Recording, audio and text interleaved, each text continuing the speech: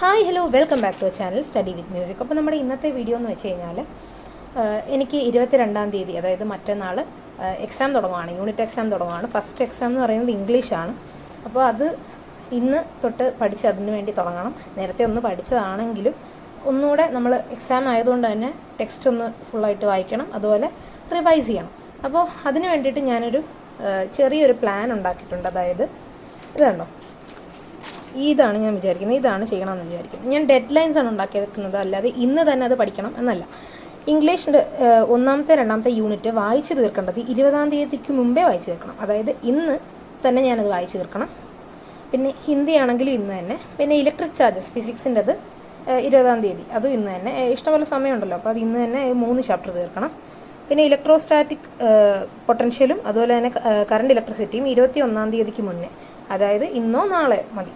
Solutions ആയാലും 21-ാം തീയതിക്ക് മുന്നേ. ഇലക്ട്രോ കെമിസ്ട്രി 22-ാം തീയതിക്ക് മുന്നേ. കെമിക്കൽ കൈനറ്റിക്സ് 23-ാം തീയതിക്ക് മുമ്പേ. പിന്നെ കെമിക്കൽ കൈനറ്റിക്സ് ഇല്ലെന്നാണ് തോന്നുന്നത്, 2 ചാപ്റ്ററേ ഉള്ളെന്നാണ് സാറ് പറഞ്ഞത്. പിന്നെ റിലേഷൻസ് ആൻഡ് ഫങ്ഷൻസും അതുപോലെ തന്നെ മെട്രിസസും, ഇത് 2 സിമ്പിളായിട്ടുള്ള ചാപ്റ്ററാണ്.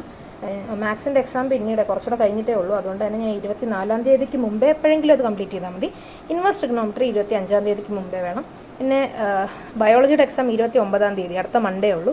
അതുകൊണ്ട് തന്നെ sexual reproduction in flowering plants 26-ാം തീയതിക്ക് എപ്പോഴെങ്കിലും മുന്നേ മതി. പിന്നെ ഹ്യൂമൻ റീപ്രൊഡക്ഷനും റീപ്രൊഡക്റ്റീവ് ഹെൽത്തും 27-ാം തീയതിക്ക് മുന്നേ. പക്ഷേ റിവിഷൻ എന്ന് പറഞ്ഞ് ഞാൻ കൊടുത്തേക്കുന്നത് അത് അന്ന് തന്നെ ചെയ്യേണ്ടതാണ്. ഇന്ന് ഞാനിപ്പോൾ ഇംഗ്ലീഷ് പഠിച്ച് ഇന്ന് തന്നെ തീർത്തേ പറ്റൂ. അതുപോലെ അതിൻ്റെ റിവിഷൻ, അതായത് നമ്മൾ അതിൻ്റെ പ്രീവിയസ് ക്വസ്റ്റ്യൻസ് നോക്കണം. ഞാൻ അന്നൊരു ഗൈഡ് കാണിച്ചായിരുന്നല്ലോ, അപ്പോൾ അതിൽ എൻ്റെ പ്രീവിയസ് ക്വസ്റ്റ്യൻസ് നോക്കണം, അതിൽ നിന്ന് വരുന്ന എക്സസൈസസ് ഒക്കെ നോക്കണം. അതൊക്കെ നാളെ തന്നെ ചെയ്തിരിക്കണം. പിന്നെ ഹിന്ദി മറ്റന്നാൾ ചെയ്യണം, കാരണം 22-ാം തീയതി ഇംഗ്ലീഷിൻ്റെ എക്സാം, 23-ാം തീയതി ഹിന്ദിയുടെ എക്സാമാണ്. അപ്പോൾ 22-ാം തീയതി രാത്രിയാകുമ്പോൾ ഹിന്ദിയുടെ റിവിഷൻ കഴിഞ്ഞിരിക്കണം. പിന്നെ ഫിസിക്സ് 23-ാം തീയതി ക്വസ്റ്റ്യൻ പ്രാക്ടീസും ഒക്കെ ചെയ്ത് കഴിയണം. പിന്നെ 24-ാം തീയതി കെമിസ്ട്രി 1-ാമത്തെ 2-ാമത്തെ ചാപ്റ്റർ പഠിച്ച് തീർക്കണം. അതുപോലെ 25-ാം തീയതി മാത്സ് ഫുള്ള്, 28-ാം തീയതി ബയോളജി ഫുള്ള്. അങ്ങനെയാണ് ഞാൻ റിവിഷൻ്റെ ഒരു പ്ലാൻ വെച്ചേക്കുന്നത്. അതുപോലെ തന്നെ നേരത്തെ ഞാൻ പറഞ്ഞിട്ടുള്ള ഒരു കാര്യമാണ് ഷോർട്ട് നോട്ട്സിൻ്റെ കാര്യം. ഇതുണ്ടോ, ഞാൻ മാത്സിന് 3-ാമത്തെ ചാപ്റ്ററിന് വേണ്ടിയിട്ട് എഴുതിയിട്ടുള്ള ഒരു ഷോർട്ട് നോട്ടാണ്. അതായത് ഇമ്പോർട്ടൻ്റ് ആയിട്ടുള്ള എല്ലാ ഇക്വേഷൻസും ഇതിനകത്ത് തന്നെ ഇൻക്ലൂഡ് ചെയ്തിട്ട്, ഇനിയും കുറച്ചുകൂടെ ഉണ്ടെന്ന് തോന്നുന്നു, അപ്പോൾ അതുകൂടെ എഴുതണം മെട്രിസസ് എന്നുള്ള ചാപ്റ്ററിൽ. എന്നിട്ട് നമുക്ക് പരീക്ഷയുടെ അന്നാണെങ്കിൽ രാവിലെ നമുക്ക് എന്തായാലും ഒരുപാട് ക്വസ്റ്റ്യൻസ് ഒന്നും ചെയ്യാൻ പറ്റത്തില്ല. അതുകൊണ്ട് തന്നെ സ്കൂളിൽ ഇരുന്നിട്ടാണെങ്കിൽ ഇതൊന്ന് വായിച്ച് നോക്കിയാൽ മതി, സെറ്റാവും.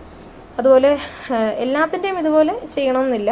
ഫിസിക്സിൻ്റെ ആണെങ്കിൽ നമുക്ക് ഒരുപാട് ഇക്വേഷൻസ് പഠിക്കാനുണ്ട്, അതൊക്കെ ഇങ്ങനെ എഴുതി വെച്ച് കഴിഞ്ഞാൽ എളുപ്പമായിരിക്കും ഓർക്കാൻ. അതുപോലെ കളർ പേപ്പർ ആയിരിക്കും എപ്പോഴും ഏറ്റവും നല്ലത്. ഇത് കണ്ടോ, ഞാൻ കളർ പേപ്പറിൻ്റെ ഒരു ബണ്ടിൽ അങ്ങനെ വാങ്ങിക്കാൻ കിട്ടും.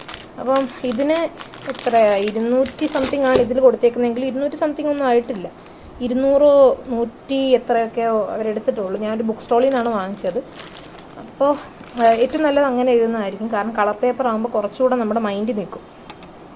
എനിക്ക് തോന്നുന്നു ഈ പറഞ്ഞ പോലെ ഡെഡ് ലൈൻ വെക്കുന്നതായിരിക്കും ഏറ്റവും നല്ലത്. കാരണം നമ്മൾ ടൈം ടേബിൾ സെറ്റ് ചെയ്യുമ്പോൾ ഉള്ളൊരു കുഴപ്പം എന്ന് പറഞ്ഞാൽ അന്ന് നമ്മൾ സെറ്റ് ചെയ്യുന്നത് അന്ന് തന്നെ പഠിക്കണം. ചിലപ്പോൾ നമുക്ക് എല്ലാവർക്കും അത് കംപ്ലീറ്റ് ആക്കാൻ പറ്റിയെന്ന് വരത്തില്ല. നമുക്കിപ്പം നമ്മളൊരു 4 ചാപ്റ്റർ എടുത്തിട്ടുണ്ട്, അന്ന് പഠിക്കണം എന്ന് പറഞ്ഞിട്ട് വിചാരിച്ചിട്ടുണ്ടെങ്കിൽ ചിലപ്പോൾ 4 പഠിക്കാൻ പറ്റിയെന്ന് വരത്തില്ല, 3 പറ്റത്തുള്ളായിരിക്കും. പിന്നെ നമുക്ക് അതിൻ്റെ ഒരു മോട്ടിവേഷൻ പോയി, അയ്യോ എന്നെ കൊണ്ട് പറ്റിയില്ല എന്നുള്ള ചിന്ത വരും. അപ്പോൾ ഡെഡ് ലൈൻ്റെ ഗുണമെന്ന് പറഞ്ഞു കഴിഞ്ഞാൽ ഇപ്പോൾ നമുക്ക് 4-5 ദിവസമൊക്കെ ഗ്യാപ്പ് കാണും. ഇതിനുള്ളിൽ എപ്പോഴെങ്കിലും കുറച്ചായാലും ആ ചാപ്റ്റർ പതുക്കെ പഠിച്ച് തീർത്താൽ മതി, സമയമുണ്ട്. അപ്പോൾ ഒറ്റയടിക്കിരുന്ന് പഠിക്കുന്നതിലും നല്ലത് പതുക്കെ റീകളക്ട് ചെയ്ത് പഠിക്കുന്നതായിരിക്കും. ഇപ്പോൾ നമ്മൾ ഇന്ന് പഠിച്ചു, ഇന്ന് പകുതി അല്ലെങ്കിൽ ഒരു 1/4 ഭാഗം പഠിച്ചെങ്കിൽ നാളെ കുറച്ചുകൂടെ പഠിക്കണം. അപ്പോൾ ഇന്നത്തേത് ഒന്നുകൂടെ റിവൈസ് ചെയ്തിട്ടല്ലാതെ നമുക്ക് നാളെ പഠിക്കുമ്പോൾ മനസ്സിലാകത്തില്ല. അപ്പോൾ അവിടെ ഒരു റിവിഷനും നടക്കും. ഇങ്ങനെ ഒരു 4-5 വട്ടം ഒരേ ടോപ്പിക്ക് തന്നെ നമ്മൾ റിവൈസ് ചെയ്താണ് ഒരു ചാപ്റ്റർ കംപ്ലീറ്റ് ചെയ്യുന്നത്. അപ്പോൾ മറക്കാനുള്ള സാധ്യതയും വളരെ കുറവാണ് എനിക്ക് തോന്നുന്നു. അതുകൊണ്ട് തന്നെ ഡെഡ് ലൈൻ ആയിരിക്കും കുറച്ചുകൂടെ നല്ലത്. പിന്നെ ഗൈഡിൻ്റെ കാര്യമൊക്കെ ഇപ്പോഴും ചോദിക്കുന്നവരുണ്ട് കേട്ടോ. ഞാൻ നേരത്തെ വീഡിയോയിൽ ഒരു വീഡിയോക്കകത്ത് answering to all your questions ആണെന്ന് തോന്നുന്നു, ആ വീഡിയോക്കകത്തിൽ എൻ്റെ ഇംഗ്ലീഷിൻ്റെ ആ ഗൈഡ് കാണിച്ചിട്ടുണ്ട്, +1-ൻ്റെ. അതുപോലെ +2-ൻ്റെയും ഗൈഡ് ഞാൻ കഴിഞ്ഞൊരു വീഡിയോയിൽ കാണിച്ചിട്ടുണ്ട്. കണ്ടിട്ടില്ലെങ്കിൽ ഒന്ന് ചെക്ക് ചെയ്ത് നോക്കുക കേട്ടോ. ഞാൻ വേറെ അങ്ങനെ കെമിസ്ട്രിക്ക് ഒരു ചെറിയ ക്വസ്റ്റ്യൻ ബാങ്ക് പോലെ ഒരെണ്ണം ഉണ്ടായിരുന്നു. പിന്നെ മാത്സിന് ഒരു ഗൈഡ് ഉണ്ടായിരുന്നു. അതല്ലാതെ ഞാൻ വേറെ ഗൈഡൊന്നും ഉപയോഗിച്ചിട്ടില്ല. ഹിന്ദിയുടെയൊക്കെ ചോദിക്കുന്നത് ഞാൻ കണ്ടു കമൻറ്റ് ബോക്സിൽ, അപ്പോൾ ഹിന്ദിക്കൊന്നും ഞാൻ ഗൈഡ് ഉപയോഗിച്ചിട്ടില്ല കേട്ടോ. ഗൈഡല്ല, ഞാൻ കൂടുതലായിട്ടും ക്വസ്റ്റ്യൻ ബാങ്കാണ് കൂടുതൽ ഉപയോഗിക്കുന്നത്. പിന്നെ ഓരോ സബ്ജക്റ്റും എങ്ങനെയാണ് പഠിക്കേണ്ടതെന്നൊക്കെ ചോദിക്കുന്നത് കണ്ടു. അപ്പോൾ അതിനകത്തിൽ കെമിസ്ട്രി, ഇപ്പോൾ ഓർഗാനിക് കെമിസ്ട്രി ആണെങ്കിൽ നമ്മൾ എഴുതി തന്നെ പഠിക്കണം. കാരണം ഒരുപാട് റിയാക്ഷൻസ് ഒക്കെ ഉണ്ട്. അപ്പോൾ അതൊക്കെ ഓർത്തിരിക്കണമെങ്കിൽ എഴുതി തന്നെ പഠിക്കണം. പിന്നെ ഇനോർഗാനിക് ആണെങ്കിൽ നമുക്ക് വായിച്ചൊക്കെ പഠിക്കാം, അല്ലെങ്കിൽ കോഡുകളൊക്കെ പലതുണ്ടല്ലോ, നമുക്ക് തന്നെ സ്വന്തമായിട്ട് കോഡുകളൊക്കെ മേക്ക് ചെയ്ത് പഠിക്കാം. പിന്നെ ഫിസിക്സ് ആണെങ്കിൽ ഡെറിവേഷൻസ് ആണ് കൂടുതലുള്ളത്. ഡെറിവേഷൻസ്, ഫിസിക്സ്, മാത്സ് ഒക്കെ കണക്കുകളും ഡെറിവേഷനും ചെയ്ത് തന്നെ പഠിക്കണം. നമ്മൾ ജസ്റ്റ് നോക്കിക്കഴിഞ്ഞാൽ അപ്പോൾ എനിക്ക് മനസ്സിലായി എന്ന് തോന്നും, പക്ഷേ പരീക്ഷയ്ക്ക് എന്നിരിക്കുമ്പോൾ നമുക്കൊന്നും ഓർമ്മ കാണത്തില്ല. അപ്പോൾ അതുകൊണ്ട് ഫിസിക്സും മാത്സും നന്നായിട്ട് എഴുതി പഠിക്കുക. കോൺസെപ്റ്റൊക്കെ മനസ്സിലാക്കിയിട്ട് നമ്മൾ പറഞ്ഞ് തന്നെ പഠിക്കുക. അല്ലെങ്കിൽ ഉറക്കെ പറഞ്ഞ് പഠിക്കുന്നവരുണ്ടായിരിക്കാം, മനസ്സിൽ പറഞ്ഞ് പഠിക്കുന്നവരുണ്ടായിരിക്കാം, എഴുതി പഠിക്കുന്നവരുണ്ടായിരിക്കും. അതൊക്കെ നിങ്ങളുടെ ചോയ്സ്. നിങ്ങൾക്ക് എങ്ങനെയാണോ മനസ്സിലാവുന്നത് അങ്ങനെ പഠിക്കുക കേട്ടോ. പിന്നെ ഇംഗ്ലീഷും സെക്കൻഡ് ലാംഗ്വേജും ടെക്സ്റ്റ് വായിക്കാതെ ഒരു നിവൃത്തിയില്ല, ടെക്സ്റ്റ് വായിക്കണം. ബയോളജി അതുപോലെ തന്നെ ടെക്സ്റ്റ് വായിച്ചേ പറ്റത്തുള്ളൂ.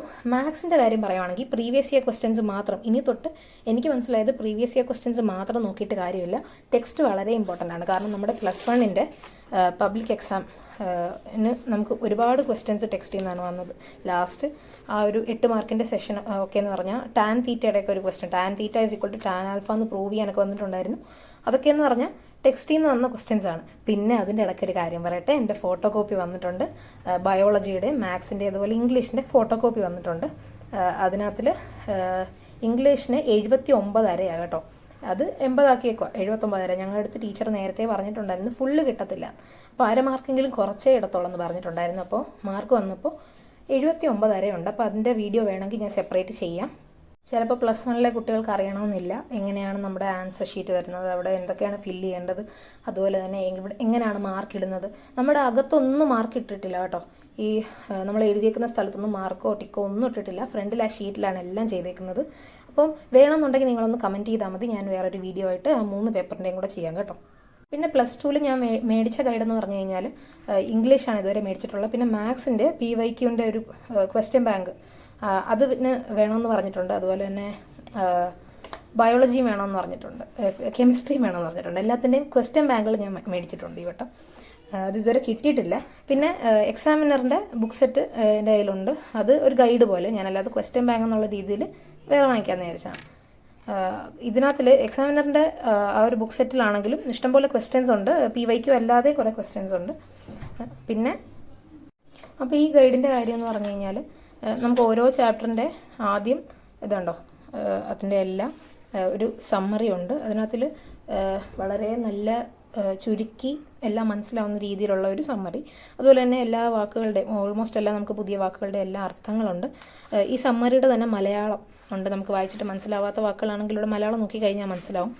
അതുപോലെ സ്പീച്ച്, ഇങ്ങനെ ഓരോ ക്വസ്റ്റ്യൻസ് ഉണ്ട്, ഇഷ്ടംപോലെ ക്വസ്റ്റ്യൻസ് ഉണ്ട് കേട്ടോ. ഇതിനകത്താണെങ്കിലും സ്പീച്ച് ഉണ്ട്. അതുപോലെ 5 മാർക്കിൻ്റെ ക്വസ്റ്റ്യൻസ് ഈ മോഡൽ എക്സാമിന് വന്നതൊക്കെ ഇതിനകത്ത് കൊടുത്തിട്ടുണ്ട്.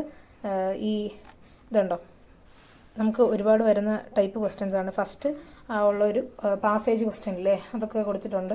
അതുപോലെ തന്നെ ഇങ്ങനെ ഡിബേറ്റ്, എഡിറ്റോറിയൽ, ബ്ലർബ് റൈറ്റിംഗ് അതെല്ലാം കൊടുത്തിട്ടുണ്ട്. അപ്പോൾ എനിക്ക് വളരെ യൂസ്ഫുൾ ആയിട്ടാണ് തോന്നിയത്. പിന്നെ ലാസ്റ്റിലോട്ട് വരുമ്പോൾ അവിടെ ഇതൊക്കെ കൊടുത്തിട്ടുണ്ട്. ഈ ഇതുണ്ടോ, ടെൻസുകൾ, ഗ്രാമർ ബേസ്ഡ് ആയിട്ടുള്ള എല്ലാം കൊടുത്തിട്ടുണ്ട്. അപ്പോൾ എനിക്ക് കഴിഞ്ഞ വട്ടം ഇത് ഉപയോഗിച്ചുകൊണ്ട് തന്നെ നല്ലതാണെന്ന് തോന്നിയുകൊണ്ട് ഞാൻ ഈ വട്ടം ഇത് തന്നെ വാങ്ങിച്ചു.